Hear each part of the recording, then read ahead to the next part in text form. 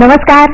ज्या कार्यक्रमाची तुम्ही आतुरतेने वाट बघता त्या हॅलो डॉक्टर मध्ये मी डॉक्टर विनया पाटील तुमच्या सर्वांचं मनपूर्वक स्वागत करते. सह्याद्री वाहिनीच्या हॅलो डॉक्टर या कार्यक्रमाचे विशेष म्हणजे या कार्यक्रमात आपला सहभागी आमच्यासाठी तितकाच मोलाचा आहे, तर तुम्ही एक फोन करून आमच्या कार्यक्रमात जरूर सहभागी होऊ शकता.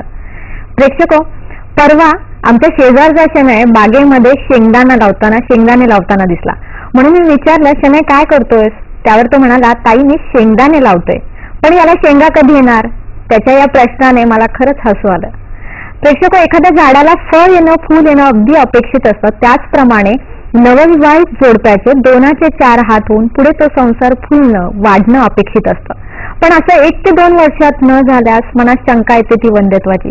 आणि सध्याच्या काळात वंध्यत्व ही इतकी वाढत जाणारी समस्या झाली, ती त्या जोडप्याचीच नसून तर कौटुंबिक आणि सामाजिक समस्याही बनली आहे. मुळातच हे वंध्यत्व कशामुळे येतं, त्याच्यामध्ये कारणं काय आहेत, उपाय काय आहेत, पीसीओडी म्हणजे काय, स्पर्म काउंट कमी होतो तो नक्की कशामुळे होतो, असे अनेक प्रश्न तुमच्याही मनात येत असतील. म्हणून खास आम्ही आजचा विषय निवडला आहे आणि तो म्हणजे स्त्री पुरुष वंध्यत्व आणि आयुर्वेद. यावर आपल्याला मार्गदर्शन करतील वैद्य सचिन गोडसे. नमस्कार डॉक्टर. हॅलो डॉक्टर मध्ये तुमचे खूप खूप स्वागत. नमस्कार. वैद्य सचिन गोडसे सरांची माहिती अशी आहे, वैद्य सचिन भागवत गोडसे हे गेली 10 वर्ष श्री विश्वार्पण आयुर्वेद चिकित्सालय व पंचकर्म केंद्र कुर्डुवाडी जिल्हा सोलापूर येथे आयुर्वेदिक प्रॅक्टिस करीत आहेत. सामाजिक उपक्रम म्हणून श्री विश्वार्पण बहुउद्देशीय संस्थेमार्फत रोग निदान तसेच उपचार शिबिर आणि मार्गदर्शनपर व्याख्यानही सर देत असतात. वंध्यत्व निवारणासोबतच किडनीचे उपचार, मणक्याचे विकार, पोटाचे विकार यामध्येही विशेष प्रावीण्य आहेत. कुर्डुवाडी शिवाय मुंबई, पुणे, दौंड व सोलापूर या ठिकाणीही डॉक्टर वैद्यकीय सेवा पुरवित असतात. आतापर्यंत बऱ्याच जोडप्यांच्या आयुष्यात आनंद निर्माण झाला आहे. वंध्यत्व निवारण करून डॉक्टरांनी त्यांच्या उपचारामार्फत त्यांच्या आयुष्यात आनंद निर्माण केलेला आहे. नक्कीच आजचा जो आपला विषय आहे स्त्री पुरुष वंध्यत्व आणि आयुर्वेद या विषयाविषयी तुमच्याही मनात प्रश्न असतील ते प्रश्न आमच्यापर्यंत जरूर पोहोचू द्या. त्यासाठी आमचा फोन नंबर असा आहे 022 हा मुंबईचा कोड क्रमांक आहे आणि लँडलाईन नंबर असे आहेत 24908050 2490885050. कार्यक्रमात फोन करून जरूर आपण सहभागी व्हा. पण तत्पूर्वी आपल्या सर्वांना नम्र विनंती ती अशी आहे, नक्कीच तुम्हाला ही सगळी माहिती माहीतच असेल, पण पुन्हा एकदा सांगते, कृपया आपण फोन करताना आपल्या टीव्हीचा आवाज बंद करा, जेणेकरून आपला प्रश्न आमच्यापर्यंत व्यवस्थित ऐकू जाईल. याशिवाय आजच्या आपल्या कार्यक्रमातील तज्ज्ञ वैद्य सचिन गोडसे यांचा पत्ता, फोन नंबर आणि वेबसाईट आपण आपल्या कार्यक्रमाच्या 2ऱ्या आणि 4थ्या ब्रेक नंतर दाखवणार आहोत, तर त्यावेळी कृपया तुम्ही तो लिहून घ्यावा अथवा मोबाईल कॅमेऱ्याने फोटो काढून सेव्ह करून घ्यावा. चला तर मग कार्यक्रमाला सुरुवात करूया. सर, पुन्हा एकदा तुमचं खूप खूप स्वागत. सर, वंध्यत्व ही सध्याच्या काळात खरंच खूप भेडसावत जाणारी समस्या आहे आणि त्याच्या मागची कारणंही बरेच आहेत. तर मला मुळात आपल्या प्रेक्षकांकडून हा एक तुम्हाला एक प्रश्न विचारायचा आहे की वंध्यत्व आलं हे असं कधी म्हणता येईल? खरंय. कसं आहे, प्रत्येक पुरुषाच्या, प्रत्येक स्त्रीच्या किंवा मुलामुलीच्या आयुष्यामध्ये एक सर्वात महत्वाचा टप्पा असतो, तो म्हणजे त्यांचं लग्न होणं. लग्न झाल्यानंतर पुढचा महत्वाचा टप्पा येतो म्हणजे त्यांच्या ज्या सुखी दाम्पत्य जीवनावरती एखादी कळी उमलणं किंवा एखादं फूल उमलणं, हे त्यांच्या आयुष्यातला हा दुसरा महत्वाचा टप्पा असतो. तर हे जर का साधारण 1 महिना, 6 महिने, 1 वर्ष, 1.5 वर्ष, 2 वर्षापर्यंत जर का त्यांच्या ह्याच्यावरती एखादी कळी किंवा एखादं फूल जर उमललं नाही, म्हणजे त्यांना अपत्यप्राप्त जर नाही झालं, तर मग मात्र शंका येते त्यामध्ये की वंध्यत्व येतं की काय, गर्भधारणेला का अडथळा येतो, अशी शंका येते. आता वंध्यत्व कशाला म्हणायचं, तर जे 1 ते 2 वर्ष सुखी दाम्पत्य असलेलं, त्यानंतर त्यांचं परिपूर्ण वीर्य असलेलं म्हणजे योग्य वय आहे. साधारण स्त्रियांचं जे वय आयुर्वेदानुसार सांगितलेलं आहे ते 16 ते 21 पर्यंत त्याचं लग्न झालेलं पाहिजे आणि जी हे आहे पुरुषाचं वय आहे ते 21 वर्षापर्यंत पाहिजे. असं परिपूर्ण वय असलेलं, समुचित धातू असलेलं म्हणजे त्या स्त्रीच्या शरीरातले सर्व धातू, पुरुषाच्या शरीरातले सर्व धातू हे समुचित उत्पन्न झालेले आहेत अशा पद्धतीचं. त्यानंतर सर्वात महत्वाचा येतो मुद्दा तो म्हणजे त्यांचं परस्परावरती प्रेम असलं पाहिजे, म्हणजे परिपूर्ण वीर्य असलं पाहिजे, समुचित धातू असलं पाहिजे, त्यांचं परस्परावरती प्रेम असलं पाहिजे आणि समागमाची इच्छा जर असेल, असं जर दोन्ही असेल, ह्या सर्व गोष्टी जर का एकत्र आल्या आणि ह्या अशाच दाम्पत्याने जर का 1-1.5 ते 2 वर्षापर्यंत संबंध ठेवून सुद्धा जर का गर्भधारणा होत असेल, गर्भधारणामध्ये काय अडथळा येत असेल, वारंवार गर्भपात होत असेल, तर मग मात्र त्याला आपण वंध्यत्व असं म्हणू शकतो. आता ह्याच्या पाठीमागं हा प्रश्न जो राहतो तो मग मात्र त्या दोन दाम्पत्याचा किंवा त्या कुटुंबाचा राहत नसून हा सामाजिक होत जातो. ह्याच्या मागे कारण पण तशीच आहेत. म्हणजे जसं त्या स्त्रीच्या पुरुषाच्या शरीरामध्ये जशी कारण असू शकतात तशी सामाजिक कारण जे आपण बघतो त्याच बदललेलं वातावरण असेल, बदललेली जीवनशैली असेल, त्याचबरोबर इतर जी त्या कारण म्हणतो की जसं वाढत चाललेलं पोल्युशन आहे, त्याचबरोबर वाढत चाललेलं जो टेम्परेचर म्हणतो आपण की ग्लोबल वॉर्मिंग असं म्हणलं जातं. तर ही जी कारण आहेत मला वाटतं ह्याचा त्या शरीरावरती परिणाम होतो आणि जी पुढे आपत्ती निर्मिती होणार आहे किंवा त्यातून पुढे जी प्रजा निर्माण होणार आहे त्याच्यावरती सुद्धा हा परिणाम होत चाललेला आपल्याला दिसून येतो. नक्कीच, खूप छान डॉक्टर तुम्ही सांगितले की ग्लोबल वॉर्मिंगचा सुद्धा परिणाम हा आपल्यावर सुद्धा होत असतो आणि तेच आपल्याला कशा पद्धतीने होत असतो तेही डॉक्टर मला तुमच्याकडून जाणून घ्यायचंय. पण त्याआधी मला हे जाणून घ्यायचंय की स्त्रीमध्ये वंध्यत्व येण्याची कारणं काय असतात? बरोबर आहे. स्त्री आणि पुरुषामध्ये जे वंध्यत्व येण्याचे कारण आहेत ते आपण साधारण वंध्यत्व येतं म्हणजे काय होतं की त्यांच्यामध्ये गर्भधारणा होण्यासाठी अडथळा येतो. स्त्रीच्या बाबतीत काय होतं की सर्वात महत्वाचं कारण सांगितलेलं की मिथ्याचरण असणं. मिथ्याचरण म्हणजे काय होणं की साधारण अगोदर लक्षणं पाहून घ्या त्या स्त्रियांमधली की तिला पाळी वेळेवर न येणं, पाळीला त्रास होणं म्हणजे कंबर दुखणं, ओटीपोट दुखणं असेल, पाय दुखणं असेल, त्याचबरोबर अंगावरून श्वेत प्रदान म्हणजे पांढरा अंगावरून जात असेल, त्याचबरोबर पाळी जी कधी कधी काय होते की उशीर येते, केव्हा केव्हा काय होते लवकर यायला लागते, म्हणजे पाळी अनियमित यायला लागते, ही तिचे लक्षणं झाली. तर ह्याच्या पाठीमागं कारण काय असतात की त्या स्त्रीचे जे हे आहे शरीर आहे ते जर प्राकृत असेल, त्याच्यामध्ये जे काय खाल्लेलं पिल्लेला जो आहार असेल, जे अन्न असेल त्याचं जर का व्यवस्थित रसधातूमध्ये त्याचं रूपांतर झालं म्हणजे त्याचं त्या खाल्लेल्या आहाराचं जर का पचन व्यवस्थित झालं तर तिचा रसधातू हा चांगला होणार आहे. रसधातू चांगला झाला तर पुढचं पचन व्यवस्थित होणार आहे आणि त्यातून जे निर्माण होणार रज असेल किंवा बीजरूप आर्तव असेल त्याची निर्मिती होत असते. आता ह्याची जी कारण आहेत त्याच्यामध्ये काय की जसं एखादं आपण रोप लावतो किंवा झाड लावतो आणि त्याच्यासाठी जी सामग्री असते की यथा ऋतू क्षेत्र अंबू बीज यथा सामग्र्यात अंकुर, म्हणजे कुठलाही अंकुर जर आपल्याला वाढवायचा असेल तर त्यासाठी ऋतू म्हणजे योग्य काल असलं पाहिजे. त्यानंतर क्षेत्र, त्या ठिकाणी जी जमीन आहे ती भुसभुशीत असणं, सुपीक असणं हे महत्वाचं आहे. त्याचबरोबर आंबू जे जल त्यासाठी आहे ते योग्य असलं पाहिजे आणि ते जे बीज त्यामध्ये आपण टाकणार आहे ते उत्तम प्रतीचं किंवा उत्तम बीज असेल तर त्यातून निर्माण होणारा जो अंकुर आहे तो उत्तम होतो. त्याचप्रमाणे स्त्रीच्या शरीरात सुद्धा हे ऋतू, क्षेत्र, आंबू, बीज ह्या पद्धतीने जर का आपण विचार करायला लागलो तर ऋतू म्हणजे त्या स्त्रीला येणारा ऋतुकाल. साधारण पाळी झाल्यानंतर 3 दिवसापासून जे पुढचे 16 दिवस आहेत त्याला ऋतुकाल म्हणलं जातं. तो ऋतुकाल त्या ऋतुकाली जर का संबंध ठेवले तर मात्र गर्भधारणा होऊ शकते.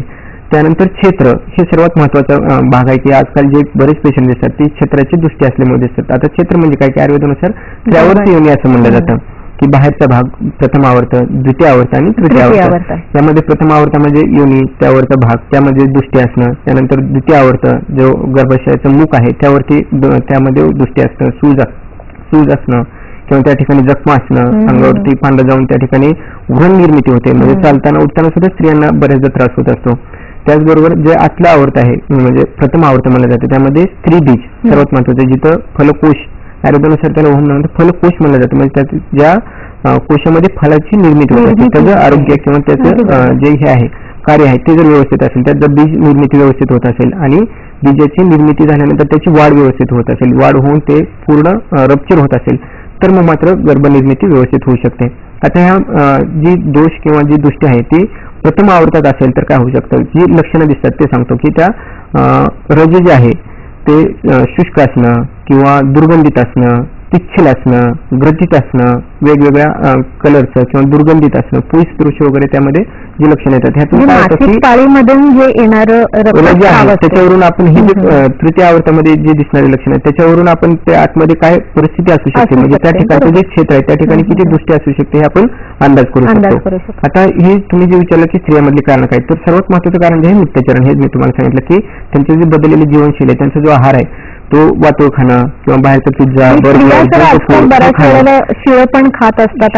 कारण काय की आपण कालची भाकरी आज खात नाही, पण कालचं बिस्किट साधारण 1 महिन्याचं सुद्धा आपण बिस्किट खातो. त्यानंतर पिझ्झा, बर्गर ह्या ज्या गोष्टी आहेत त्याला शिळ आपण म्हणतो की वाटत नाही, पण ते आपण शिळ रोजच्या वेळी खाणं, त्यानंतर जेवण झाल्यानंतर जी शतपावली करण्याचं सांगितलेलं आहे ते नसणं, त्यानंतर व्यायामाचा अभाव असणं, त्याचबरोबर सर्वात महत्वाचं जे स्त्रियांच्या बाबतीत आज कारण दिसतं की मुली ज्या 20-21 वयात सुद्धा त्यांना लग्न झाल्यानंतर अपत्यप्राप्ती होण्यासाठी अडचण येते, तर त्याचं महत्वाचं कारण म्हणजे रजस्वला परिचर्या न पालन करणं.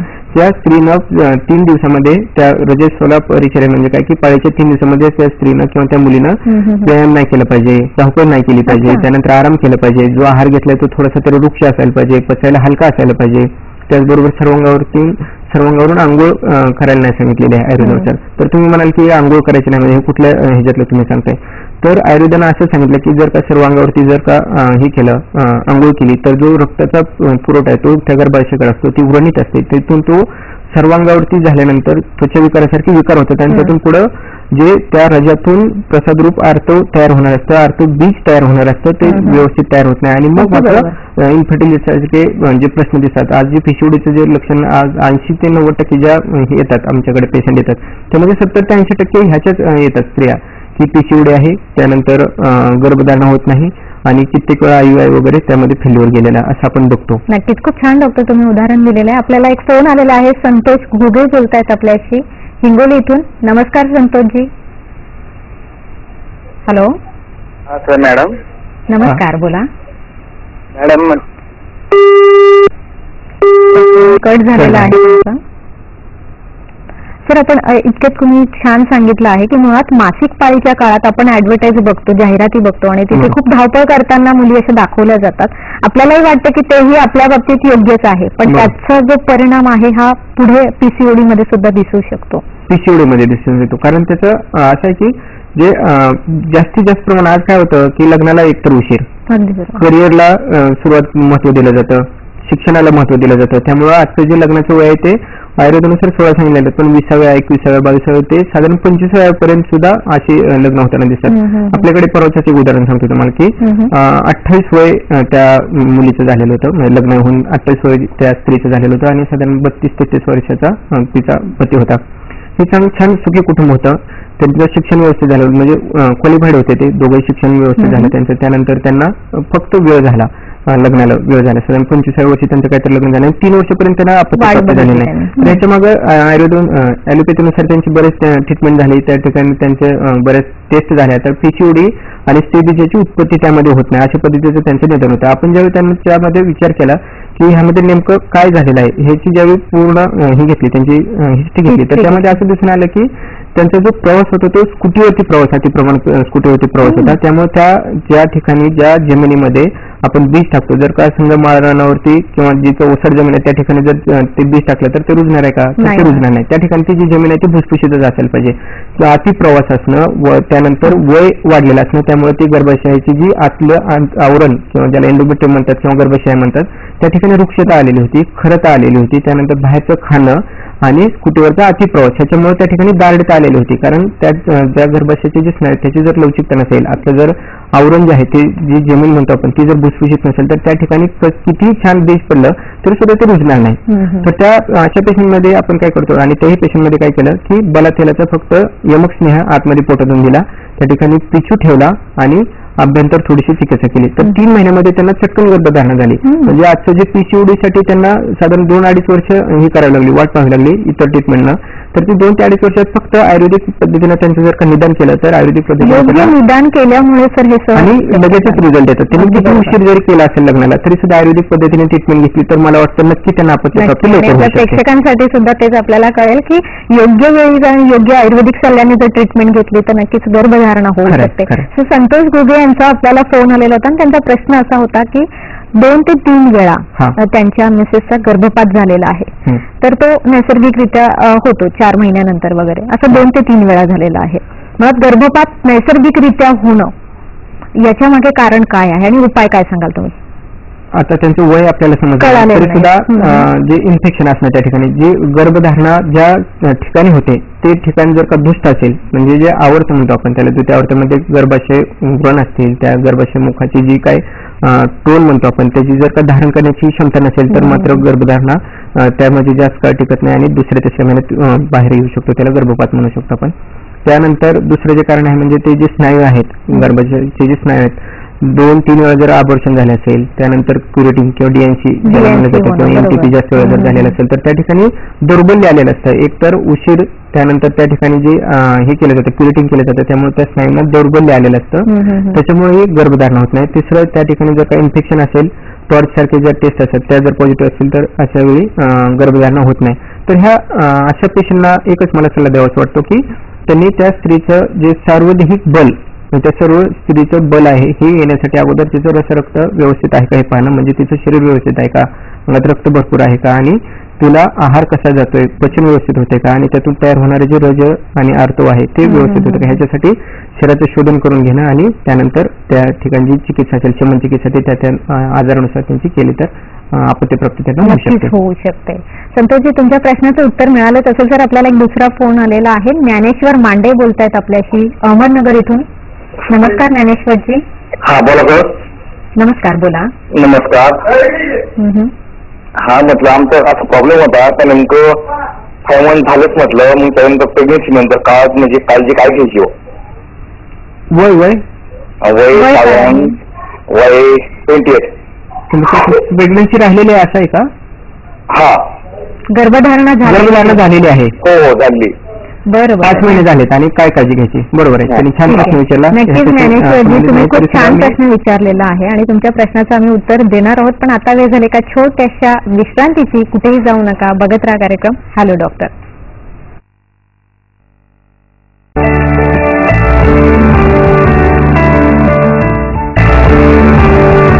पुन्हा एकदा स्वागत. आज आपण चर्चा करतो स्त्री पुरुष वंध्यत्व आणि आयुर्वेद यावर आपल्याला मार्गदर्शन करतायत वैद्य सचिन गोडसे. तुम्हाला नेहमी आम्ही काही ना काहीतरी छोटीशी माहिती देत असतो. त्याच्या मागे कारण पण असंच असतं की आपल्या आहारात असे बरेच घटक असतात जेणेकरून आपलं आरोग्य हे व्यवस्थित राहू शकतं. आज मी तुम्हाला सांगणार आहे काकडीविषयी. या काकडीमध्ये फिस्टिन नावाचं एक घटक असतं ज्यामुळे आपली स्मरणशक्ती वाढते. इतकंच नाही तर वयोमानानुसार जी मेंदूमध्ये झीज होत असते ती झीजही भरून काढण्याचं काम ही काकडी करत असते. त्याच्यामुळे गारेगार काकडी जरी असली तरी ती अगदीच आपल्या बुद्धीसाठी खूप चांगली आहे. आजी आजोबा हे नक्कीच खाऊ शकतात. ब्रेकला जाण्याआधी आपल्याला सर फोन आलेला होता. ज्ञानेश्वर मांडे यांनी विचारलं होतं, 5वा महिना झालेला आहे, गर्भधारणा झालेली आहे, काय काळजी घ्यावी? हो, 5व्या महिन्यामध्ये आरोग्यानुसार बाळाचं पंचमी मन असं म्हणलं जातं. बाळाचं मन त्यावेळी विकसित होत आहे. तर त्यांनी वाचन चांगलं ठेवावं. जसं पॉझिटिव्ह थिंकिंग किंवा पॉझिटिव्ह ॲटिट्यूडचं जे वाचन आहे किंवा धार्मिक ग्रंथाचं एखादं वाचन करावं, हे करावं. मासिक काढे आहेत, 5व्या महिन्याचा जो काढा आहे तो त्यांनी घ्यावा. आणि दुसरं, पपई, तोंडलं, अननस आणि गवार ह्या 4 गोष्टी त्यांनी टाळाव्या. उकिडे जास्त बसू नये. ह्या गोष्टीची जरी काळजी घेतली त्यांनी तरी मला वाटतं पुष्कळ आहे. नक्कीच खूप फायदा होतो सर या छोट्या छोट्या गोष्टींचा तुमच्या सांगण्यातून. सर, पुढे मला असं विचारायचं की स्त्री वंध्यत्वाच्या कारण आपण समजून घेतलीच आहे, पण पुरुष वंध्यत्वाची कारण त्याच्यामध्ये कारण काय असतं? हो, आज आपण पाहतो की फक्त पूर्वी स्त्रीलाच दोष दिला जायचा. अगदी बरोबर. पण आजकाल पुरुषामध्येही दोष आहे आणि तो साधारण 40% पुरुषामध्ये, 40% स्त्रीमध्ये आणि दोघांच्या मध्ये 20% अशा पद्धतीने आपण त्यांना चिकित्सा करतो. किंवा कोणतंही दाम्पत्य आपल्याकडे ह्याच्यासाठी आले, वंध्यत्वासाठी जर आलं तर त्यांना चिकित्सा ही दोघांनाही दिली जाते. तर पुरुषामध्ये हे जे आहे शुक्र जे आहे ते उत्तम असलं तर त्यातून गर्भधारणा होणार असते. आता उत्तम शुक्र म्हणजे काय? नक्की काय? उत्तम शुक्र म्हणजे शुद्ध शुक्र, शुक्ल, गुरु, स्निग्ध असणं, म्हणजे श्वेत वर्णाचं असावं, त्यानंतर स्निग्ध असावं आणि त्यानंतर ते भरपूर प्रमाणात असावं. मधुरम बहलम बहु असं म्हणलं जातं, म्हणजे मधुरगंधी असावं, बहल आणि बहु प्रमाणात म्हणजे जास्त मात्रा प्रमाणात असावं. आता हे जर का त्याची दृष्टी झाली तर काय होईल? तर त्यामध्ये वात, पित्त आणि कफ आयुर्वेदानुसार हे 3 दोष जर त्यामध्ये आले तर 3 दोषानुसार काय होईल की तनुवृक्ष खरा, म्हणजे त्या ठिकाणी तनुता, वृक्षता खरता येईल त्या शुक्रामध्ये. त्याचबरोबर विवर्णम पुती पिच्छलम असं म्हणलं जातं, दूषित त्याचा खराब वास येऊ शकतो. त्यानंतर विवर्ण म्हणजे रंग बदलू शकतो आणि त्यानंतर पिच्छल म्हणजे गाढव किंवा गडूळता त्यामध्ये येते. आता हे होण्याचे कारण काय? तनु वृक्ष खर हे जर का ॲलोपॅथीच्या ह्याच्यानुसार समजण्यासाठी जर तुम्हाला सांगायचं म्हणलं तर जो रिपोर्ट येतो ऑलिगोस्पर्मी असणं, त्यानंतर अस्तोनस्पर्मी असणं, अजुस्पर्मी असणं, अस्पर्मी असणं, ह्या सारखी जी लक्षणं आहेत त्या रिपोर्टमध्ये दिसतात. स्पर्म मोटिलिटी वाढलेली नसणं, म्हणजे जे तनु वृक्षता त्यामध्ये मोटिलिटीच वाढत नाही, ह्याची गाडूळ झाल्यामुळे किंवा त्या डेड स्पर्म जास्त आल्यामुळे त्याची मोटिलिटी नसते. अशा पद्धतीची ही लक्षणं आहेत. तर हे होण्याचे कारण काय की आज जे मुलं येतात त्याच्यामध्ये आपल्याकडे अव्यवाय असणं, अतिव्यवाय असणं, त्यानंतर अयोनी संबंध असणं. अव्यवाय म्हणजे काय की बाबा संबंधच न ठेवणं, त्यानंतर संबंध ठेवण्यासाठी काय अडचण येत असेल, शिश्नाचा आकार वगैरे लहान असेल तर अव्यवाय होऊ शकतं. अतिव्यवाय असेल, संबंध जास्त प्रमाणात असेल, त्याचबरोबर अयोनी संबंध असं म्हणलं जातं. मुखामध्ये, गुदामध्ये हे जे संबंध आहेत ते अयोनी संबंध असतील तर त्याच्यामुळे अपत्य निर्मितीमध्ये किंवा त्या शुक्रावरती वाईट परिणाम येतात आणि अपत्य निर्मितीमध्ये त्याचा परिणाम येऊ शकतो. त्याचबरोबर जे काय आहार घेतला जातो त्या पोषणी, त्या आहारातूनच त्यांचे शुक्रधातू बनणार असतात. जर आहार चांगला असेल, बाहेरचं जे खाणं आहे, पिझ्झा असेल, वडा असेल, किंवा हे जे इतर बाहेरचं अति तिखट, अति मसालेदार, अति नॉनव्हेज अशा पद्धतीने जर का त्या शरीरात जात असेल तर त्या शरीरातला पित्त वाढणं, वात वाढणं अशा पद्धतीने वाढून त्या शुक्रधातूपर्यंत जे पोषण होणार असतं ते व्यवस्थित पोषण आहार आहे त्या आहारामधून पिझ्झा, बर्गर ह्यामधून जो काय त्यामध्ये चरबीयुक्त पदार्थ आतमध्ये जातात, स्थूलता वाढत जाते. म्हणजे अति क्वचित मेदाच त्यामध्ये जास्त वाढ होत असते आणि अशा उपचित मेदापासून शुक्रधातूची जी निर्मिती व्हायला पाहिजे त्या पद्धतीने शुक्रधातूची निर्मिती होत नाही. त्याचबरोबर आज जी मुलं पाहतात म्हणजे लग्न व्हायच्या अगोदर, थोडंसं मध्ये थांबवते, आपल्याला एक फोन आलाय, लांबून बोलतायत आपल्याशी. सुरेश कोठवाळे औरंगाबाद इथून बोलतायत. नमस्कार सुरेशजी. हो सर. मॅडम, मला सरांना असा प्रश्न विचारायचा होता. माझी मिसेस होत्या, तर त्यांच्या अंगावरनं सारखं 3 महिन्यापासून जातं, तर सारखं रक्त जातं ते, आणि ते सोनोग्राफी वगैरे केल्या ना, तर त्याच्यामध्ये डॉक्टरांनी 2 भाग असं सांगितलं, 2 त्याचं ऑपरेशन करायला सांगितलंय. नेमकं असं कशाचं ऑपरेशन करायचं समजू शकेल? लॅन्डोस्कॉपी, ते दुर्बिणीद्वारे करतात ना, ते सांगितलं असं. लॅप्रोस्कोपी. तर वय काय आहे तुमच्या मिसेसचं? हा, 20 वर्ष आहे मॅडम. ते सारखं जातं अंगावरून. त्यांचा प्रश्न समजला. नमस्कार. अंगावरून जास्त प्रमाणात जाणार, जसं ज्या पद्धतीनं वंध्यत्वामध्ये अरजस का, अतिरजस का, लोहित क्षरा अशा पद्धतीचं वर्णन आलेलं आहे. आता लोहित क्षरा म्हणजे काय, अंगावरून भरपूर जाणं. त्यांनी सांगितलं की भरपूर अंगावरून जाते. त्याची कारण काय असू शकतात की त्यांनी जर का रजस्वला परिचर्या पालन केलेलं नसेल, लग्नाच्या अगोदर असेल किंवा नंतरचं असेल, त्यांचं वय आपल्याला समजलं नाही, त्यामुळे अरजस्वला म्हणजे रजस्वला परिचर्या पालन न करणं. त्याचबरोबर त्यावेळी जो वृक्ष आणि पचायला हलका असा आहार सांगितलेला आहे आयुर्वेदानुसार, तर त्या ठिकाणी त्यांनी जो घेतलेला पित्तकर आहार जर जास्त झालेला असेल तर ते वाढलेलं पित्त जे आहे ते शरीरातून बाहेर पडण्यासाठी वरती ऊर्ध्व किंवा अधोक मार्गाने जाऊ शकतं. स्त्रियांच्या बाबतीत मात्र अधोक रक्तपित्त असं ह्या पद्धतीने ह्यांना ट्रीट केलं जातं आणि त्यांच्या अंगावरून जे जाणारं रक्त आहे त्याची जी ट्रीटमेंट आहे ती पित्ताची शामक ट्रीटमेंट, त्यानंतर त्या ऊर्ध्व विरेचन किंवा त्याला वमन असं म्हणलं जातं. वमन, लघु वमन देऊन त्यांची जर का रक्तपित्ताप्रमाणे, अधोक रक्तपित्ताप्रमाणे पित्त शामक अशी ट्रीटमेंट केली तर ह्यांचा हा दोष जाऊ शकतो. म्हणजे आयुर्वेदानुसार सर आपण म्हणू शकतो की कुठल्याही आजारावर आपल्याकडे उपाय आहेत, फक्त गरज आहे की योग्य आयुर्वेदिक सल्ला योग्य वेळी घेणे. यांच्यामध्ये कसं असू शकतं की फक्त वंध्यत्व तिथल्या स्थानिक आपण त्या गर्भाशय त्याच्यामुळे पण नाही, तर त्या शरीरात वाढलेलं पित्त असेल, त्यानंतर रक्तपित्त असेल, ज्वर असेल, त्याचबरोबर पांडू असेल, ह्या आजाराची जर काय आपण चिकित्सा करायला लागलो, त्या पद्धतीने जर का निदान केला तर ह्या पेशंट जर का अधोक रक्तपित्त ह्या पद्धतीने निदान करून जर चिकित्सा केली तर ह्यांना अपत्य तर प्राप्ती होईलच होईल, पण हा जे स्थानिक दोष किंवा दृष्टी झालेले त्याचं सुद्धा निवारण होऊ शकतं. नक्कीच. डॉक्टर, मला आता हे जाणून घ्यायचं की मुळात वंध्यत्व येतं ते कसं ओळखायचं? स्त्रियांच्या बाबतीत लक्षणं काय असतात आणि पुरुषांच्या बाबतीतली लक्षणं काय असतात? सर्वात महत्वाचं स्त्रियांच्या बाबतीत म्हणजे की बाबा पाळीच्या ज्या तक्रारी आहेत त्या वाढत जातात. त्याचबरोबर काही वेळेस पाळी येते रेग्युलर, पण त्यामध्ये स्त्रीबीज येतच नाही, म्हणजे अनओव्हुलेटरी पिरियड असं म्हणलं जातं, त्याला ओव्हुलेशन होत नाही अशा पद्धतीनं.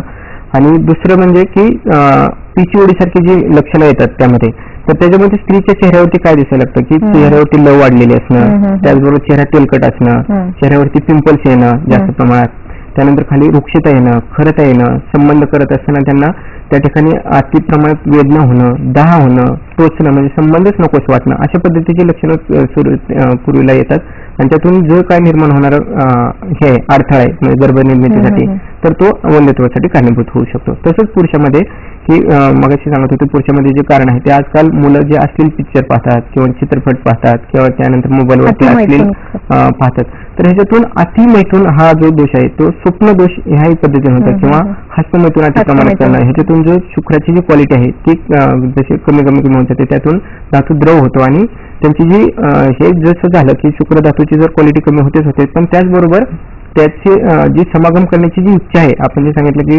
ह्याच्यासाठी वंध्यत्वासाठी परस्परावरती त्यांचं प्रेम तर असावं, पण समागमाची इच्छाही असावी आणि जर ती इच्छा नसेल तर मग मात्र वंध्यत्व येऊ शकतं. आपल्याकडे असं एक पेशंट होता की त्याचं लग्न झालं. पेशंट उदाहरण मला ऐकायचं, पण आपल्याला एक फोन आलेला आहे. अनंतराव राखोडे बोलतायत आपल्याशी, हिंगोली इथून. नमस्कार. नमस्कार, बोला. मॅडम, कसं आहे, माझं वय 25-26 आहे आणि मला कसं शुक्राणूची कमतरता आहे, शुक्राणू वाढत नाहीत. लग्न झालेले किती वर्ष झालेत लग्नाला? 4 वर्ष झाली. काय अपत्य? अपत्य काहीच नाहीये. छान प्रश्न. काही औषधी वगैरे काही? नक्कीच तुम्हाला आपण डॉक्टर काही- उपचार काही विचारायचं सर. अच्छा असं सांगतो मी त्यांना. त्यांच्यामध्ये धातू कमी आहे. आता धातू कमी आहे म्हणजे नेमकं त्यांच्यामध्ये काय आहे हे पाहायलाच पाहिजे. पण तरी सुद्धा त्यांना डायरेक्ट आपण औषधं सांगता येईल. त्यांच्या अशा पद्धतीने पेशंट जर आला तर त्याचं सार्वदेहिक परीक्षण अगोदर केलं जातं. रसाचं पाचन कसं होतं, कारण ह्याच्यातूनच त्यांच्या रसातून रक्तातून मांसातून मेदातून असते आणि अस्तित्व मज्जा आणि त्या मज्जा धातूतून शुक्राची निर्मिती होत असते. त्यामुळे त्यांचं अगोदर सार्वदेहिक पचन सुधारण्यासाठी शोधन करून घेतलं जातं. वमन, विरेचन आणि बस्ती ह्या 3 पद्धतीने त्या शरीराचं शोधन करून घेतलं जातं. धातूचं पचन व्यवस्थित जर झालं तर त्यातून पुढचे धातू निर्माण व्यवस्थित होणार आणि शुक्र धातूची निर्मिती होणार आहे. त्यानंतर त्यांना शमन चिकित्सा त्या आजारानुसार आणि त्याच्यानंतर रसायन आणि वाजीकरण चिकित्सा केली जाते. आयुर्वेदातला सर्वात महत्वाचा भाग म्हणजे वाजीकरण चिकित्सा, की ज्याच्यावरती कितीही अडचणी असतील म्हणजे त्या गर्भधारणेमध्ये तर त्याच्यावरती आपण सहज मात करू शकतो. असा हा गर्भधारणेचा वाजीकरणाचा हा भाग आहे आयुर्वेदाचा, किंवा आयुर्वेदाची एक ब्युटी किंवा आयुर्वेदाचा एक फार महत्वाचा घटक आहे आयुर्वेदाच्या आपत्य किंवा वंध्यत्वाच्या ट्रीटमेंट मधला. नक्कीच अनंतरावजी तुम्ही सरांकडे जाऊन नक्कीच याविषयी तुमचे उपचार घेऊ शकता. सर तुम्ही उदाहरण सांगत होतात ते कशाविषयी? हो, की अतिमैथून अतिमैथून फक्त हेच नाही तर हस्तमैथुनातून कसं होऊ शकतं की आमच्याकडे एक पेशंट आला होता, साधारण 24-25 वय त्याचं. लग्न झालं आणि लग्न झाल्यानंतर 1 ते 2 महिन्यात तो ज्यावेळी आला त्यावेळी अक्षरशः रडायच लागला. त्याला विचारलं की असं का किंवा काय झालं, तर तो म्हणत होता की मला लग्नच नको आणि हे जीवनच नको. इथपर्यंत तो हे झाला होता, डिप्रेशन मध्ये तो गेला होता. तर त्याला विचारलं की त्याने सांगितलं की मला मैथून कर्म करण्याची इच्छाच होत नाही, म्हणजे समागमाची अजिबात इच्छाच होत नाही. तर त्याची कारण सांगितली की त्याच्यामध्ये ताटरताना येणं वगैरे त्याने कारण सांगितली. तर असं काय होतं, तर ज्यावेळी त्याचा इतिहास पाहिला तर त्याने सांगितलं की हस्तमैथुनाची अति प्रमाणात सवय होती. तर अशा पेशंटनी सुद्धा आता निराश होण्याचं कारण नाही, कारण त्याच्यामध्ये जी काही ही आलेली होती म्हणजे अनिच्छा, मैथून कर्म करण्याचीच अनिच्छा आलेली होती. तर ही इच्छा कशी वाढवता येते, त्यासाठी सर्वात महत्वाचं म्हणजे त्याचं पचन सुधारवून आपण ज्यावेळी त्यांना वाजीकरण औषधाची ट्रीटमेंट दिली, बंद औषधं काही पोटामध्ये दिली, त्यानंतर त्याची जी करण्याची इच्छा किंवा उत्साह वाढला आणि साधारण 2ऱ्या किंवा 3ऱ्या महिन्यामध्येच त्याला ही झाली, गर्भधारणा पण झाली त्या त्याच्या आणि त्याचं आयुष्य परत आनंद मिळाला. आपल्याला एक सर फोन आलेला आहे, फोन घेते. आणि अंकिता पवार बोलतायत आपल्याशी पुणे इथून. नमस्कार. नमस्कार, बोला. हा सर, मला नाही का 2 वेळा प्रेग्नेन्सी राहिली आहे. तर मला डॉक्टरांनी 2 वेळेस असं सांगितलं का गर्भ खराब आहे म्हणून, म्हणजे खराब वाढत नव्हती होत त्याची. हो, ठीक आहे. माझं वय 21. अपत्य एक पण नाही अगोदर पूर्वीचं? नाही, अपत्य एक पण नाही. आणि लग्नाला किती वर्ष झालं? 2 वर्ष झाले. आणि किती वेळा असं खराब झालं गर्भ? 2 वेळा. 2 वेळा झालाय. चालेल, ठीक. धन्यवाद. काय सांगा सर, गर्भ खराब असणं म्हणजे नक्की काय? गर्भ खराब आहे म्हणजे त्यामध्ये बीजामध्ये दृष्टी असणं, रजामध्ये दृष्टी असणं, त्या रसातून रज निर्माण होत असतं त्या ठिकाणी दृष्टी असणं, त्यानंतर जे काही बीज त्यामधून अर्थरूप बीज असं म्हणलं जातं ते खराब असणं, हे 2 गोष्टी जर खराब असतील. तिसरा की ज्या शुक्रातून, ज्या शुक्रबीजातून ते गर्भ निर्माण झालेला आहे तो जर खराब असेल तर मग मात्र होणारा जो गर्भ आहे तो खराब होऊ शकतो. त्याचबरोबर त्यांनी सांगितलं की हे फक्त गर्भधारणेसाठी स्त्री शरीरातलं सर्व धातू, पुरुष शरीरातला धातू हेच हे नसून, महत्वाचं नसून सत्वज भाव, आत्मज भाव, अनुवंशिकता ह्या सर्व गोष्टीचा विचार करून ह्यांना ट्रीटमेंट करता येईल. आणि मग मात्र त्यांच्यामध्ये पंचकर्म आणि आपल्या ट्रीटमेंटनं पिच्छुधारण असेल किंवा इतर डूश वगैरे असेल त्यांना फायदा होऊ शकतो. नक्कीच योग्य निदान करणं खूप गरजेचं आहे आणि डॉक्टरांकडे जाऊन तुम्ही उपचार घेऊ शकता. डॉक्टरांचा फोन नंबर आणि पत्ताही तुम्हाला लिहून घ्यायचा असेल. पण आता वेळ झाले का छोट्याशा विश्रांतीची, कुठेही जाऊ नका, कारण या ब्रेक नंतर आपण बघणार आहोत डॉक्टरांचा पत्ता, फोन नंबर आणि वेबसाईट.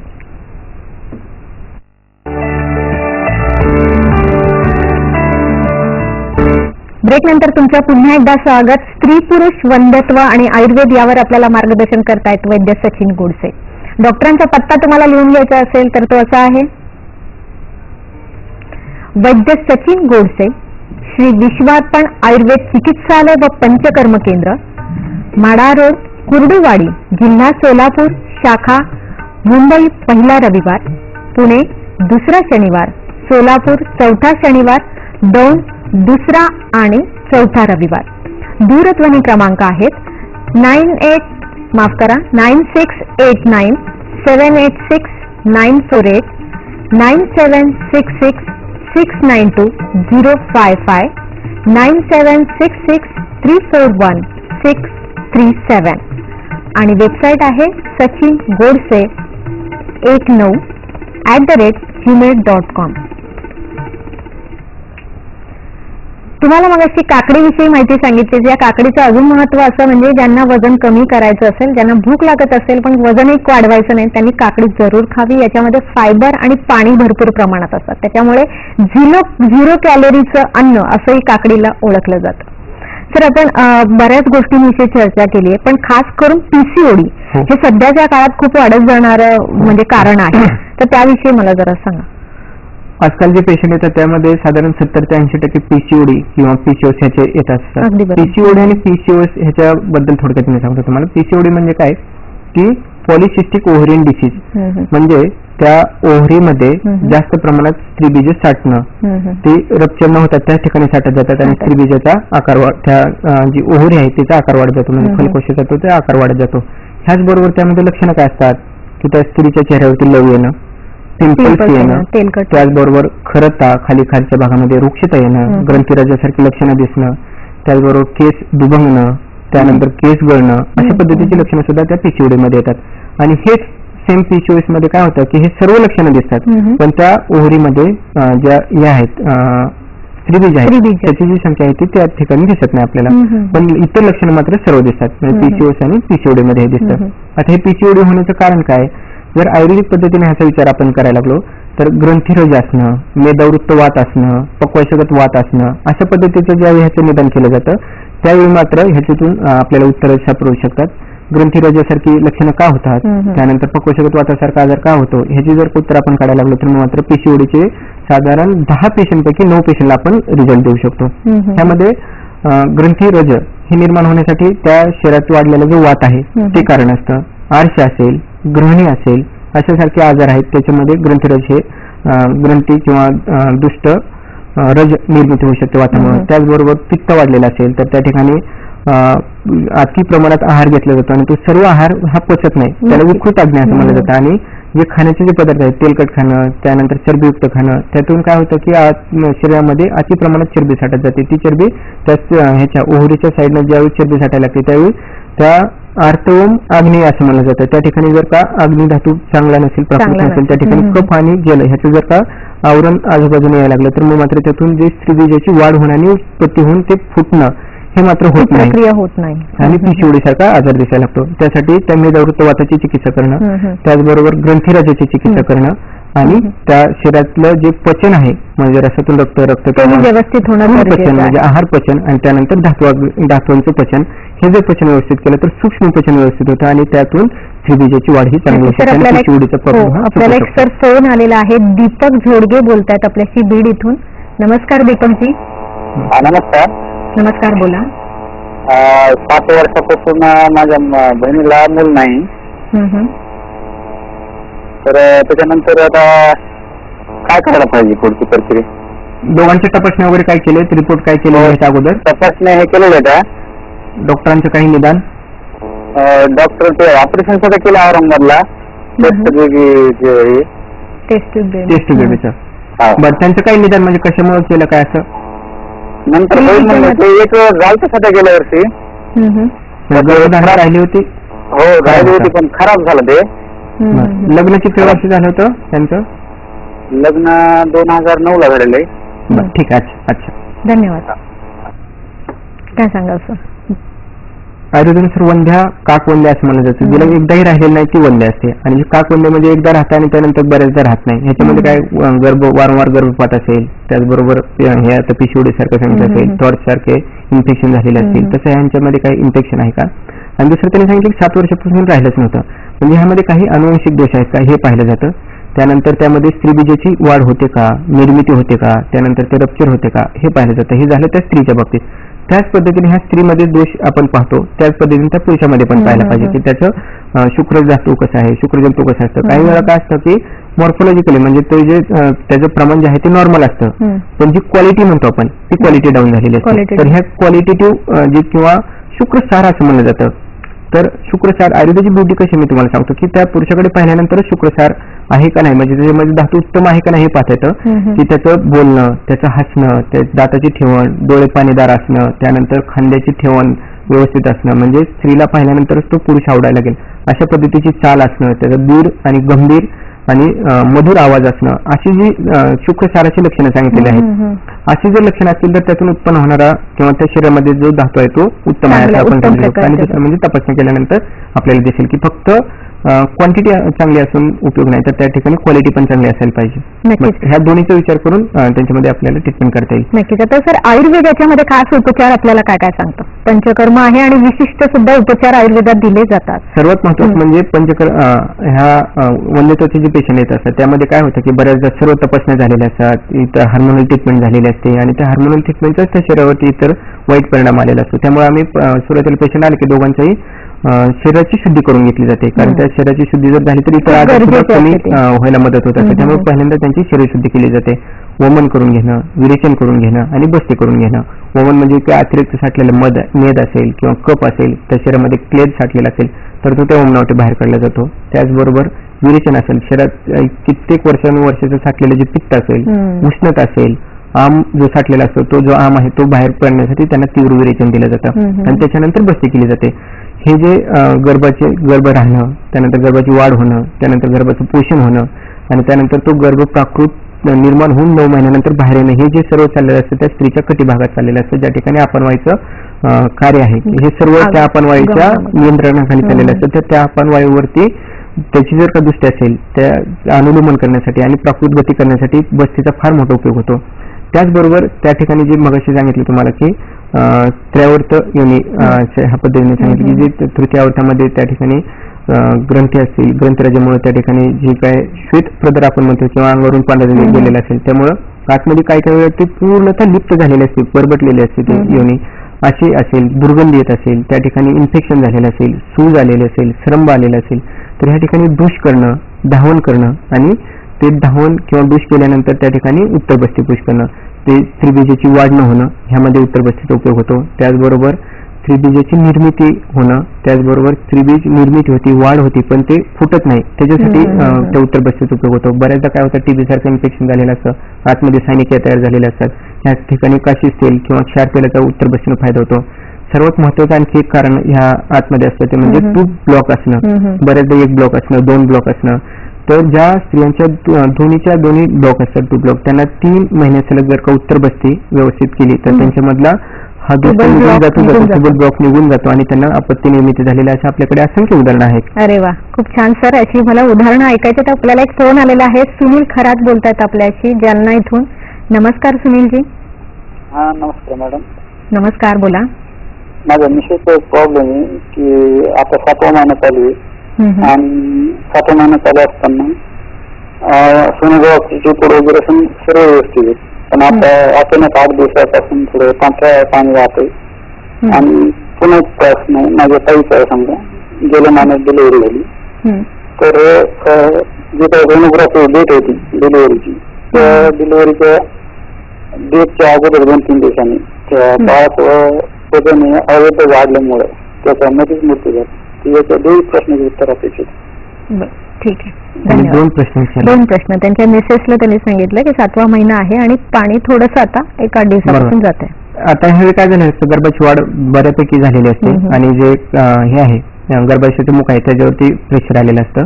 हे कारण असतं की जे छोटे छोटे कॅपिलरीज असतात त्या रप्चर होतात आणि स्राव येऊ शकतो. दुसरं कारण त्या ठिकाणी अस्वच्छता जर असेल तर त्या ठिकाणी तसंच स्राव येऊ शकतो आणि पाणी येऊ शकतं. आणि तिसरं कारण जे आहे ते म्हणजे धक्का लागलेला असणं, बसलेला असणं आणि त्यातून थोडंसं स्राव होऊ शकतो. जर सतत स्राव असेल 24 तासापेक्षा जास्त, तर त्यांनी जवळच्या डॉक्टरांकडे किंवा वैद्याकडे जाऊन त्याची शहानिशा करावी की हे नेमकं कशामुळे झालं आणि लवकरात लवकर त्यांनी वैद्याचा किंवा डॉक्टरांचा जवळचा सल्ला घ्यावा. दुसरं त्यांनी एक सांगितलं की आतमध्ये मृत गर्भ झाले, म्हणजे 8 ते 9 महिने झाले आणि त्यानंतर ते मृत गर्भ झालं की त्यामध्ये जे काही कुठलंही एखादं फळ असेल की एखाद्या झाडावरती फळ आलेलं असेल ते जर का व्यवस्थित वाढ होऊन ते पिकून बाहेर पडायला पाहिजे, अशा पद्धतीची जी हे असते रचना असते. त्यामध्ये जर का त्यात कीड लागलेली असेल, ह्याचा अर्थ काही त्यात अनुवंशिक जे दोष असतात, जे जेनेटिकल दोष असतात ते फक्त दिसत नाहीत पण असतात हे दोष. तर हे अनुवंशिक दोष जर का नाही काढले त्यासाठी स्त्रीच्या अगोदर स्त्री बीज संस्कार केला जातो, पुरुष बीज संस्कार केला जातो आणि मग त्यांना गर्भधान करण्यासाठी हे केलं जातं, म्हणजे सांगितलं जातं. अशा पद्धतीने जर का स्त्री बीजातला आणि पुरुष बीजातला अगोदर संस्कार करून दोष काढला आणि त्यानंतर गर्भधारण ठेवण्यासाठी त्यांना जर हे केलं, प्रवृत्त केलं, तर मग मला वाटतं हे असे जे 7व्या 8व्या 9व्या महिन्यात मृत गर्भासारखे जे हे येतात समस्या येतात ते येणार नाही. नक्कीच. आणि तेव्हा त्याच्यासाठी तुम्ही डॉक्टरांकडे जाऊन उपचार घेऊ शकतात. आपल्याला एक फोन आलेला आहे. नक्कीच शरीर शुद्धी करून हे करावं. नक्कीच. आपल्याला एक फोन आलेला आहे. अनिल काकडे बोलतायत आपल्याशी जालना इथून. हॅलो, नमस्कार, बोला. नमस्कार मॅडम, अमोल काकडे बोलतो जालन्यावरून. मॅडम, ते साहेबांनी आता सांगितलं होतं स्पर्मची मोटिलिटी कमी असते, तर त्याचं मोटिलिटी चांगली होणार म्हणजे मोटिलिटी वाढण्यासाठी काय उपाय आहे मॅडम? नक्कीच, खूप चांगला प्रश्न विचारला. काय सांगाल? छान प्रश्न. मोटिलिटी वाढण्यासाठी काय केलं जातं, त्या शरीरामध्ये वाढलेली जी उष्णता आहे ती अगोदर कमी केली जाते. त्यासाठी विरेचन देऊन घेतलं जातं आणि त्यानंतर आतमध्ये पोटामध्ये शमन ह्या सोबतच जे ट्रीटमेंट आहे वाजीकरण ही ट्रीटमेंट केली जाते. तर त्यांना आपण औषध सांगायला काय हरकत नाही. शिवलिंगी बीजाचं औषध जे वापरतो आपण त्यानं छान मोटिलिटी वाढते. दुसरं आतमध्ये उत्तर बस्ती आणि बस्ती ह्यांच्यामध्ये केल्या जातात. बल्य या पण बस्ती केल्या जातात. आणि जे काही शुक्र वाढवणाऱ्या शुक्रजनक शुक्ररेचक अशा पद्धतीची औषधं असतात. शुक्रजनक औषधामध्ये त्यामध्ये गहू असेल, उडीद असेल अशा पद्धतीची औषधं वापरली जातात. आणि जो सुकामेवा आपण किंवा ड्रायफ्रूट असं म्हणतो त्याला, त्यामध्ये बदाम असेल, मनुका असेल, ह्या जर त्यांच्या खाण्यामध्ये आल्या फक्त शरीराची शुद्धी करून ह्या गोष्टी कराव्यात. एवढंच महत्वाचं आहे. ते जर केलं तर त्यांचं मोटिलिटी वाढू शकते. नक्कीच. आणि ही शरीराची शुद्धी पंचकर्माने होते, त्याच्यामुळे नक्कीच आपली शरीर शुद्धी करून योग्य बीजधारणा करणे गरजेचे आहे, तेव्हाच योग्य गर्भधारणा होऊ शकते. ही माहिती आपण अशीच जाणून घेणार आहोत. पण आता वेळ झाली एका छोट्याशा विश्रांतीची. कुठेही जाऊ नका, कारण या विश्रांतीनंतर आपण बघणार आहोत उद्याच्या आणि आपल्या परवाच्या हॅलो डॉक्टरच्या कार्यक्रमाचे विषय.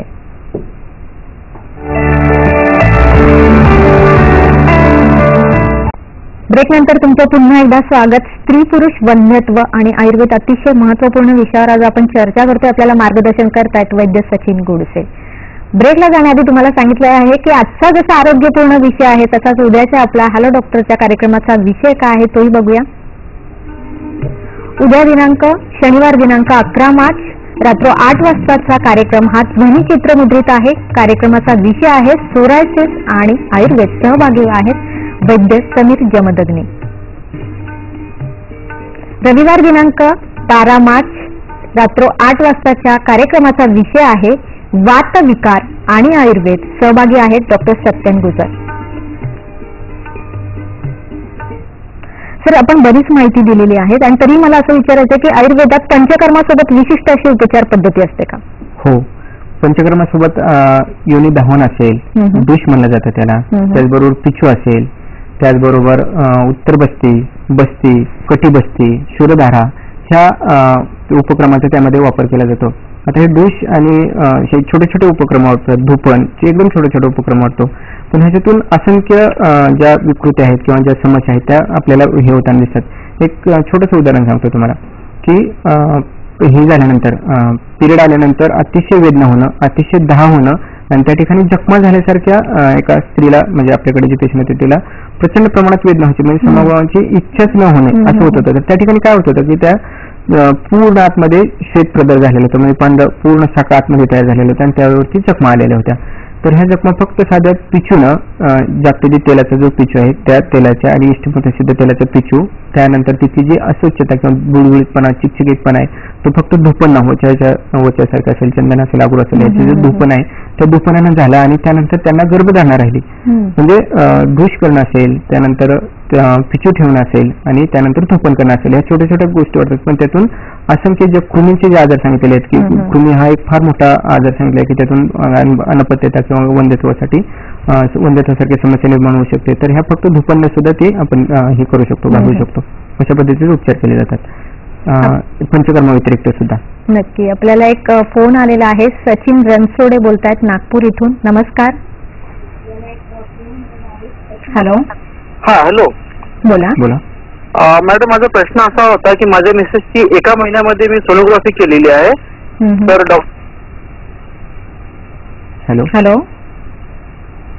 माझा आवाज येत आहे मॅडम? हो, बोला, आपला प्रश्न विचारा. मला डॉक्टरांनी माझ्या मिसेसची सोनोग्राफी करायला सांगितली एका महिन्यामध्ये.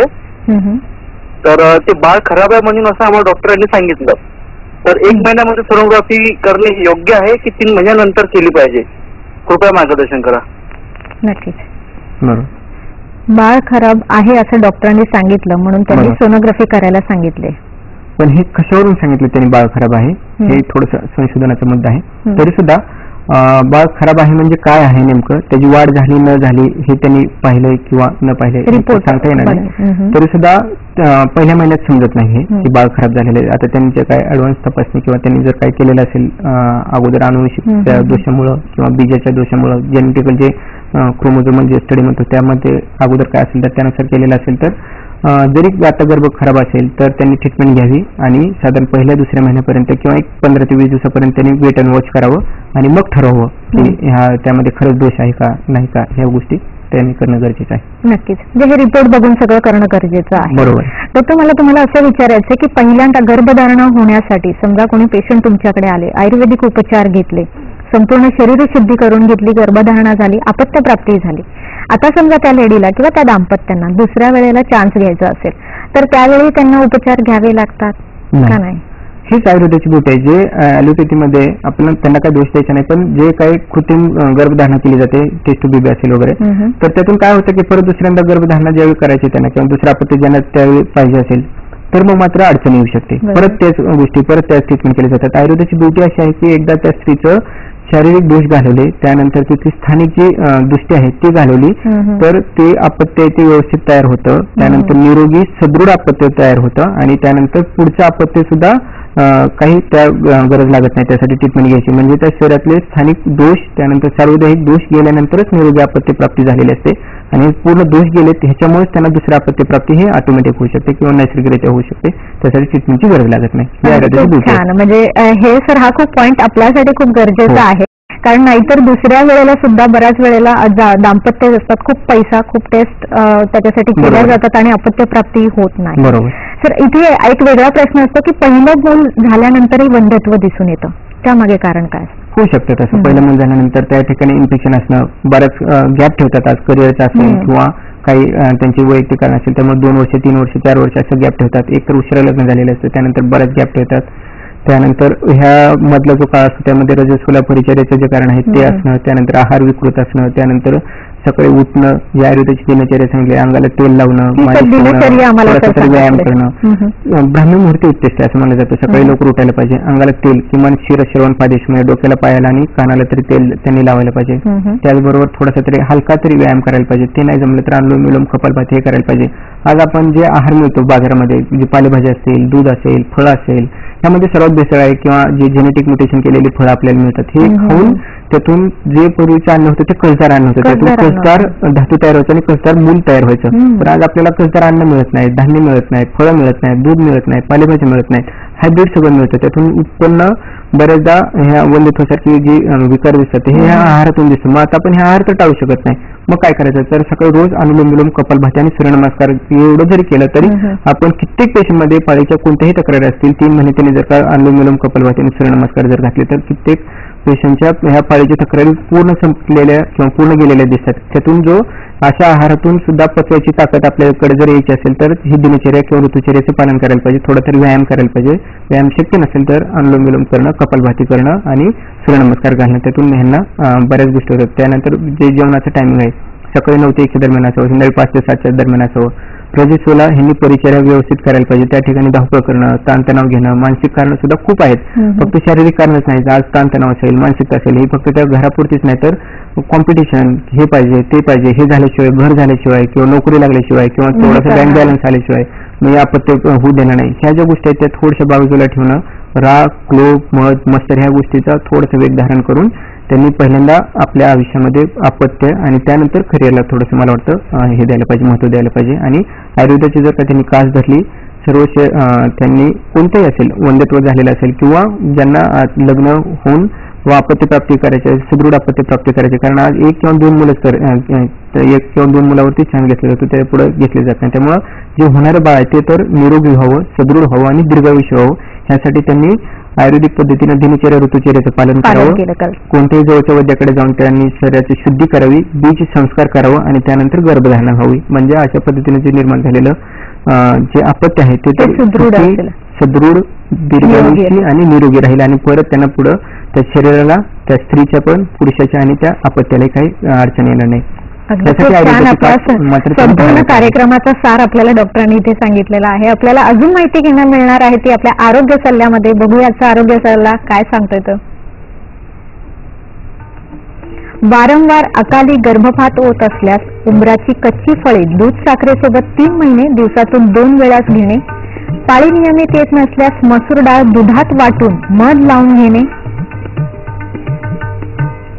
वडाच्या झाडाचा चीक बत्ताशामध्ये 4 ते 5 थेंब घालून दिल्यास गरमीचे आजार कमी होऊन धातू पुष्ट होतं. गर्भाची वाढ होण्यासाठी बेल, पंचांग किंवा बेलाच्या झाडाचे मूळ दुधातून द्यावे. आरोग्य सल्ला अतिशय उपयुक्त होता. तसंच डॉक्टरांचा पत्ताही तुम्हाला लिहून घ्यायचा असेल तर तुम्ही लिहून घेऊ शकतात किंवा मोबाईल कॅमेऱ्याने फोटो काढून सेव्ह करून घेऊ शकतात. वैद्य सचिन गोडसे, श्री विश्वार्पण आयुर्वेद चिकित्सालय व पंचकर्म केंद्र, माडा रोड, कुर्डुवाडी, जिल्हा सोलापूर, शाखा मुंबई पहिला रविवार, पुणे दुसरा शनिवार, सोलापूर चौथा शनिवार, दौंड दुसरा आणि चौथा रविवार.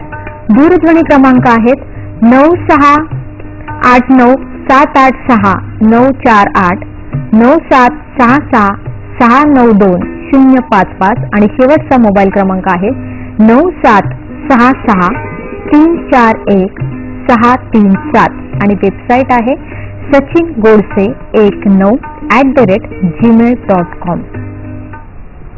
आजचा कार्यक्रम नक्कीच तुम्हाला आवडला असेल तर तुम्ही पुन्हा बघू शकता 20 मार्चला सकाळी 9 वाजता. याशिवाय तुमचा अभिप्राय आम्हाला हवा असेल, या सोबतच ज्या डॉक्टरांना आमच्या कार्यक्रमात सहभागी व्हायचं असेल त्यांच्यासाठी हा खास पत्ता.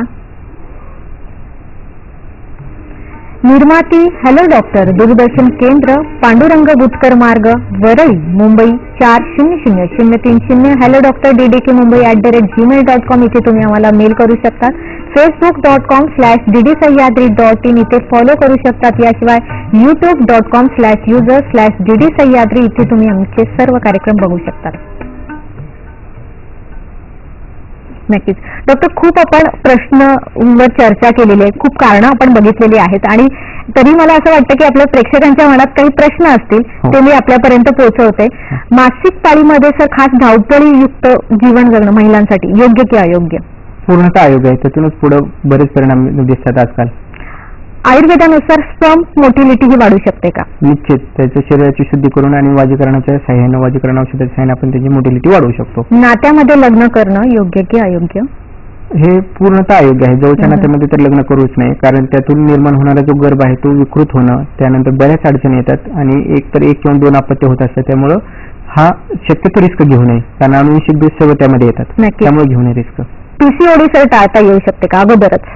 हो, त्याची जी लक्षणं आहेत त्यानुसार आपण ग्रंथिरज असणं, त्यानंतर चेहऱ्यावरती लव जास्त येणं, त्यानंतर पिंपल्स दिसणं, हे लक्षणं दिसायला लागल्यानंतरच, आणि दुसरं त्या पिरियडला त्रास होणं, अनियमित येणं, उशिरा येणं, हे जर लक्षणं त्यामध्ये दिसत असेल तर त्यांनी लगेचच ग्रंथिराजाची ट्रीटमेंट केली. स्थूल्य वाढू न देणं ह्याची जर ट्रीटमेंट केली तर आपण PCOD ही टाळू शकतो. नक्कीच.